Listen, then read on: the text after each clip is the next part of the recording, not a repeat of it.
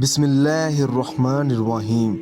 अल्लाह के नाम से शुरू करता हूँ जो बड़ा मेहरबान निहायत रहम वाला है। अस्सलामु अलैकुम नाज़रीन, उम्मीद करता हूँ कि आप सब लोग खैरियत से होंगे। आप देख रहे हैं हमारा channel Zoya life health care. अगर आपने अभी तक हमारा चैनल सब्सक्राइब नहीं किया तो ज़ोया लाइफ हेल्थ केयर को सब्सक्राइब करना हरगिज़ मत भूलें। सब्सक्राइब करने के बाद मज़ीद नोटिफिकेशंस हासिल करने के लिए बेल आइकॉन को दबाएं। आज हम इस वीडियो में आपको रमज़ान में एक दिन का अमल बताएंगे। रमज़ान में सच्ची तौबा का ये वजीफ़ा है, बहुत ही अनमोल और छोटा सा वजीफ़ा है। मेरी ख्वाहिश यही होती है कि मैं आपको छोटे से छोटा अमल बताऊं और अपनी वीडियो को जल्द से जल्द ख़त्म करूं, मगर आपने ये वजीफ़ा 2 दिन करना है। किसी भी दिन से शुरू कर सकते हैं। रमज़ान में कामयाबी के लिए ये मुजर्रब अमल है। अगर आपकी कोई ख्वाहिश है, अगर आपकी कोई दिली मुराद है जो पूरी नहीं हो रही और वो आप पूरी करना चाहते हैं, आप चाहते हैं कि मैं दुआ मांगूं और मेरी दुआ कबूल हो जाए, तो रमज़ान में ये वजीफ़ा पढ़ें।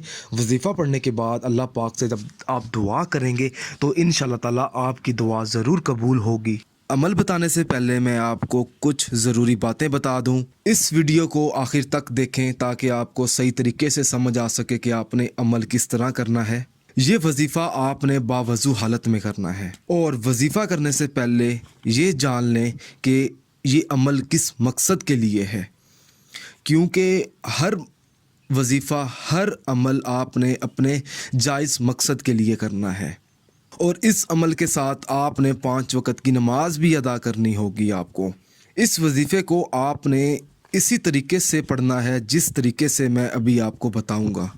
आपने करना ये है, सूरत तौबा की आखिरी 2 आयतों का आपने वजीफ़ा पढ़ना है। बिस्मिल्लाहिर्रहमानिर्रहीम आपने सबसे पहले पढ़नी है किसी भी नमाज के बाद। इशा का कर लें आप, ज़ोहर का कर लें, असर का कर लें आप।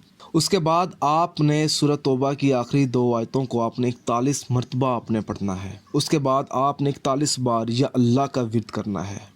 उसके बाद आपने एक बार आयतुल कुर्सी पढ़ लेनी है, एक बार आपने सूरत इखलास पढ़नी है, एक बार आपने सूरत अल नशरा पढ़ कर दुरूद पाक पढ़ना है और अल्लाह पाक से अपनी कामयाबी के लिए दुआ मांगनी है कि आपकी जो भी मुश्किलें हैं वो आसान हों। जब आप रमज़ान के दिनों में ये 2 दिन वजीफ़ा पढ़ेंगे तो इंशाअल्लाह ताला आपकी दुआ ज़रूर कबूल होगी।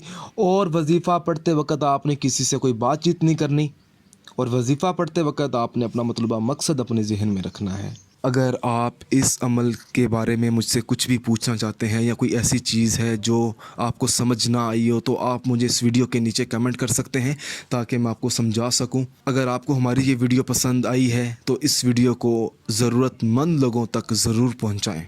जज़ाकल्लाह।